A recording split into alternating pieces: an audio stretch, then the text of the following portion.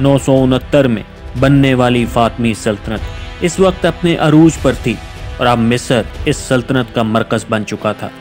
और यही वजह थी कि बहरे रोम और बहरे हिंद में इनका एक वसी नेटवर्क तैयार हो चुका था।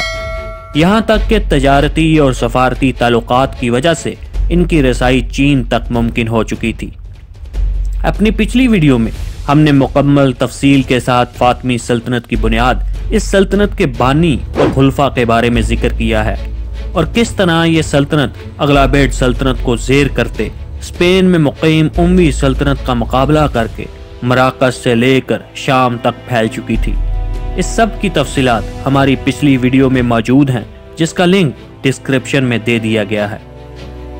अगरचे नस्ली बुनियाद पर मुबनी फातमी फौज मैदान जंग में अमूमन कामयाब रही, लेकिन इसका फातमियों की दाखिली सियासत पर मनफी असर पड़ना शुरू हो गया।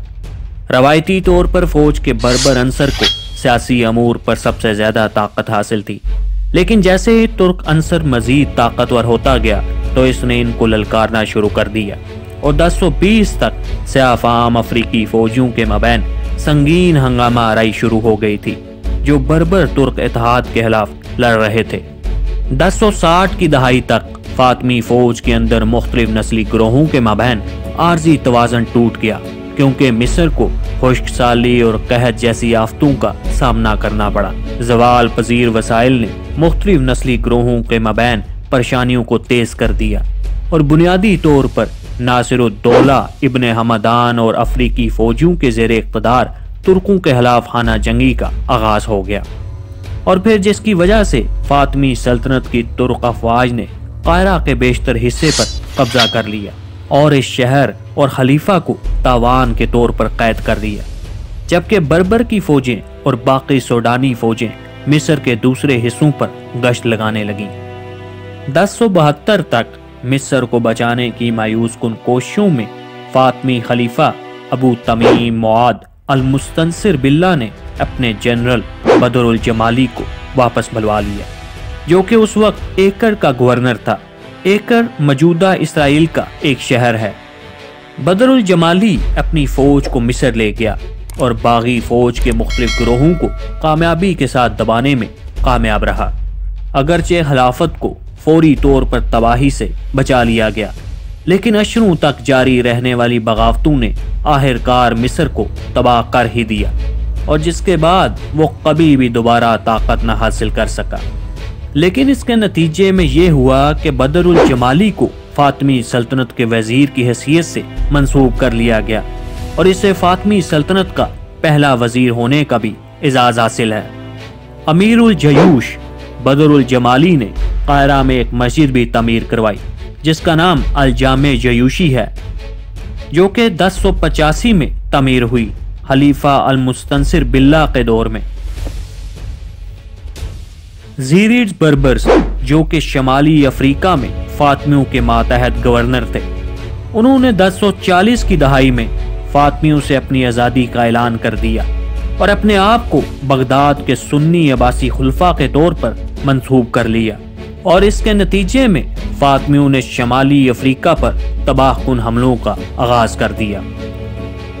लगभग 1070 के बाद लातीनी साहिलों और शाम के कुछ हिस्सों पर फातमियों के कब्जे को पहले तुर्क हमलों ने और फिर सलीबी जंगों के जरिए चैलेंज किया गया, ताकि फातमी सिर्फ मिस्र तक महदूद रह जाएं और फिर आहिस्ता आहिस्ता 30 सालों के दौरान सिसिली भी फातमियों के कंट्रोल से चला गया, जिस पर रोजर वन ने 1091 में कब्जा कर लिया।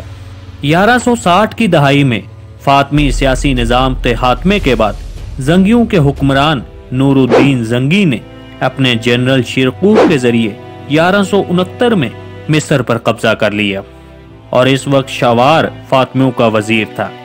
शिरकूक का इक़्तिदार संभालने के 2 माह बाद ही इसकी मौत हो गई, जिसके बाद नूरुद्दीन जंगी के भतीजे सलाहुद्दीन को हुक्मरानी मिल गई और यहाँ से अयूबीड सल्तनत का आगाज हो गया। इस दौर की मगरबी यूरोपी हुकूमतों के बरअक्स फातमियों के सरकारी दफातर का निज़ाम बहुत बेहतर था। इस्लाम के दूसरे फ़िरक़ों से ताल्लुक़ रखने वाले मेंबरान को शियों की तरह सरकारी ओहदों पर तकरीरियाँ की गईं रवादारी को गैर मुस्लिमों तक बढ़ाया गया, जैसे कि ईसाई और यहूदी, जिन्होंने काबिलियत की बुनियाद पर हुकूमत में तकरीरियां हासिल की। और रवादारी की इस पॉलिसी ने गैर मुस्लिमों से ममलूकों की बड़ी फौज की माली इमदाद के लिए पैसों की आमद को यकीनी बनाया। फातमी अपने फनून लतीफ़ा के लिए भी जाने जाते थे। फातमी दौर में एक किस्म का सेरामिक लस्ट्रीवेयर पाया जाता था। ग्लासवेयर और दाद साजी भी मशहूर थी। कायरा में आज भी फातमी फन तमीर के बहुत सारे निशानात मौजूद हैं। इसकी नुमाया मिसालों में अल अज़हर यूनिवर्सिटी और अल हकीम मस्जिद शामिल हैं।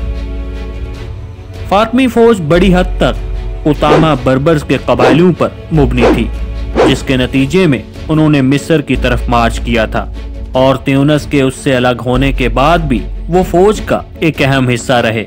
और मिस्र में इनके कामयाब क़याम के बाद मकामी मिस्री अफवाज को फातमी फौज में शामिल कर लिया गया। लिहाजा शमाली अफ्रीकी फौजियों ने अल्जीरिया से लेकर मशरकी शमाल में मिस्र तक फातमी फौज में शामिल होकर फातमी फौज की क़ुव्वत में मजीद इजाफा किया। फातमी सल्तनत ने तकरीबन 200 साल हुकूमत की। यह सल्तनत जिसका आगाज 969 में अबू अब्दुल्ला अल महदी ने किया था, सन 1171 में इस सल्तनत को नूरुद्दीन जंगी ने ख़त्म कर दिया और जिसके बाद मिस्र की सरजमीन पर एक नई सल्तनत का आगाज हुआ, अयूबिड सल्तनत, जो कि मशहूर फातिह सलाहुद्दीन अयूबी ने किया था।